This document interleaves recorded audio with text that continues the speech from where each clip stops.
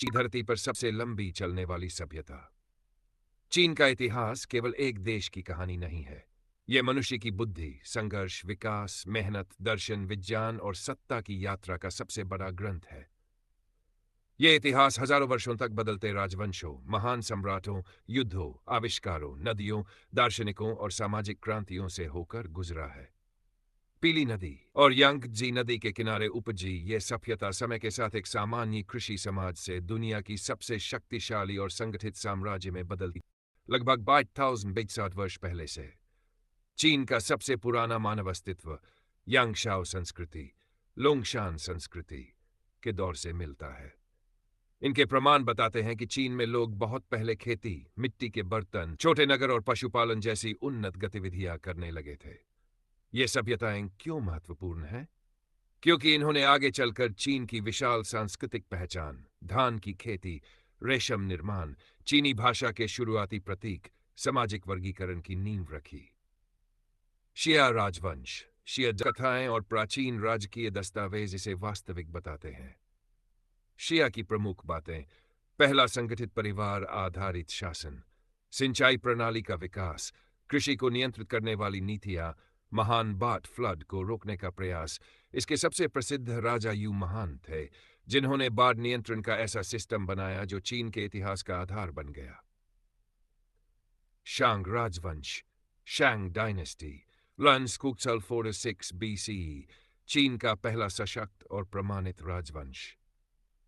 शांग की उपलब्धियां: कांस्य धातु विज्ञान का विकास, रथों और घोड़ों का उपयोग, पहले वास्तविक चीनी अक्षरों का निर्माण, भविष्य बताने की हड्डियों, लेखन, मजबूत शहरी निर्माण और सेनाएं। ये काल चीन की लिपि, हथियार, कला और राज्य प्रणाली के निर्माण का समय था। झोउ राजवंश, लल्स 4-6 BCE, चीन लगभग 68 वर्ष तक। यह शासन दो बड़े कालों में बांटा: 1. पश्चिमी झोउ, 2. पूर्वी झोउ। पूर्वी झोउ काल में दो शक्तिशाली युग आए: spring and autumn period 721 BCE, warring states period 221 BCE। इन्हीं समयों में चीन के सबसे महान दार्शनिक जन्मे: कन्फ्यूशियस, लाओ त्से, दाओवाद के संस्थापक मोजी सुन, द आर्ट ऑफ वॉर। इन विचारों ने चीन की संस्कृति, राजनीति और शासन को आने वाले 2,000 वर्षों तक प्रभावित किया। 475 to 221 BCE, ये चीन की सबसे हिंसक, सबसे महत्वपूर्ण और सबसे निर्णायक अवधि थी। सेट बड़े राज्यों के बीच लगातार युद्ध चलता था। सबसे शक्तिशाली राज्य किनचिन था। राजवंश, पहला एकीकृत चीन डायनेस्टी 2-6 BCE, चीन के पहले सम्राट किन शी हुआंग ने पूरे चीन को एकजुट किया। उनकी सबसे बड़ी उपलब्धियां: पूरा चीन एक साम्राज्य में, एक समान वजन, माप, मुद्रा, एक समान भाषा और लिपि, विश्व प्रसिद्ध चीन की नहरें, व्यापार मार्ग, महान टेराकोट आर्मी। हालांकि शासन सख्त था, लेकिन प्रशासनिक ढांचा इतना मजबूत किया गया कि आने वाले राजवंश इसी आधार पर चले। सेट हान राजवंश थी 206 BCE, किन के बाद हान राजवंश आया, जिसने चीन को दुनिया भर में एक शक्तिशाली और सांस्कृतिक देश के रूप में स्थापित किया। हान काल की उपलब्धियां: रेशम मार्ग से व्यापार, कागज का आविष्कार, खगोल विज्ञान और गणित में प्रगति, कृषि और सिंचाई में क्रांति, कन्फ्यूशियन शिक्षा प्रणाली का प्रसार, सैन्य विस्तार और केंद्रीकृत प्रशासन। यह चीन का स्वर्ण युग माना जाता है। आज अधिकांश चीनी खुद को हान चीनी कहते हैं, उनके सांस्कृतिक प्रभाव के कारण। 3 राजशाहियां 3 किंगडम्स 280 CE, हान के पतन के बाद चीन, वई, शू, वू इन 3 राज्यों में बंट गया। यह युग युद्धों, रणनीति, राजनीति और वीरता का काल था। इस समय की कहानियां आज भी चीन की संस्कृति में जीवित है। जीन राजवंश और उत्तरी दक्षिणी राजवंश, जिन डायनेस्टीज, सदर्न डायनेस्टीज 65-89 CE। चीन एक बार फिर विभाजित हुआ। उत्तर में खानाबदोश जनजातियां और दक्षिण में पारंपरिक चीनी शासन चलता रहा। यह काल संघर्ष के बावजूद बौद्ध धर्म के तीव्र विकास के लिए प्रसिद्ध है। सुई राजवंश, सुई डायनेस्टी, हम है कम समय का राजवंश लेकिन बहुत प्रभावी। सुई की उपलब्धियां: ग्रांड दुनिया की सबसे बड़ी मानव निर्मित नहर, प्रशासनिक और सैन्य पुनर्गठन, भ्रष्टाचार में कमी, चीन का एकीकरण। यही वह समय था जिसने आगे चलकर तांग जैसे स्वर्ण युग की नींव रखी। तांग राजवंश, चीन का सांस्कृतिक स्वर्ण युग,